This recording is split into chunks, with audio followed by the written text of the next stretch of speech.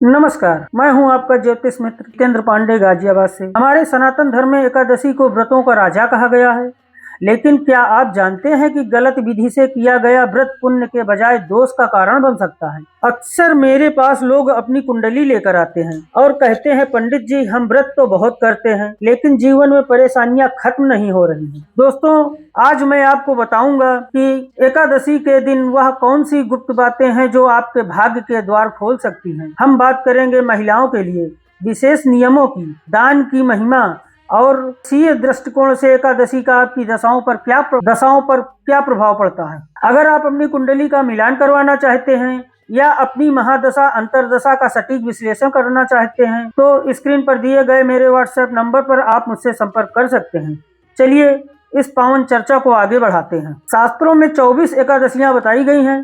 प्रत्येक का अपना अलग फल है। भगवान विष्णु के शरीर से उत्पन्न होने के कारण यह तिथि साक्षात नारायण का स्वरूप है। पौराणिक कथाओं के अनुसार ब्रह्म हत्या जैसे महापाप एकादशी के दिन अन्न में जाकर छिप जाते हैं।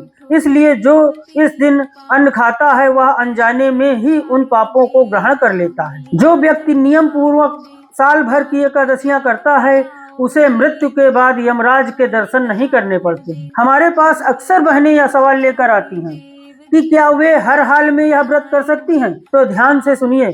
वैधव्य और सौभाग्य। शास्त्रों के अनुसार विधवा हो या सधवा, एकादशी का व्रत सभी महिलाओं के लिए अनिवार्य और मंगलकारी है। यदि परिवार में किसी का जन्म मृत्यु हो तो भी आप मासिक धर्म में इस दौरान आप व्रत जरूर रखें। शरीर की शुद्धि भले ना हो, मन की शुद्धि बनी रहती है। आप मंदिर ना जाएं, लेकिन दूर बैठकर मन ही मन ओम नमो भगवते वासुदेवाय का जप करें। इससे व्रत का फल खंडित नहीं होता।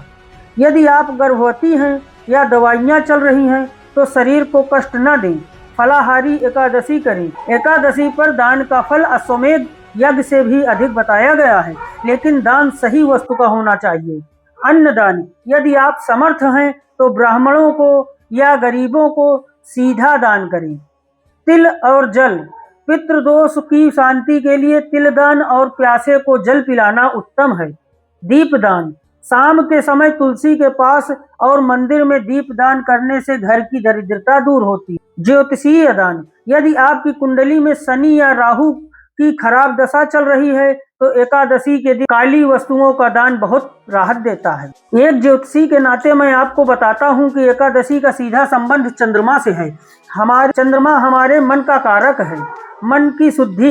इस दिन चंद्रमा की स्थिति ऐसी होती है कि यदि आप उपवास करते हैं तो आपका मानसिक बल बढ़ता है। चावल क्यों न खाएं? चावल जल तत्व प्रधान है। चंद्रमा जल को आकर्षित करता है। चावल खाने से शरीर में जल की मात्रा बढ़ती है, जिससे मन चंचल होता है और भक्ति में बाधा आती है। इसमें सावधानी क्या क्या रखनी है।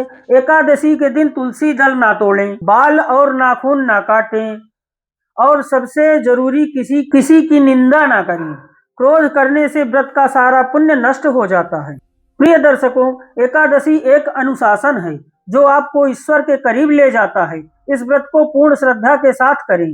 अगर आपके जीवन में कोई ऐसी समस्या है जिसका समाधान आपको नहीं मिल रहा है, चाहे वह कुंडली दोष हो, विवाह में बाधा हो या व्यापार का न चलना हो, तो आप घबराएं नहीं।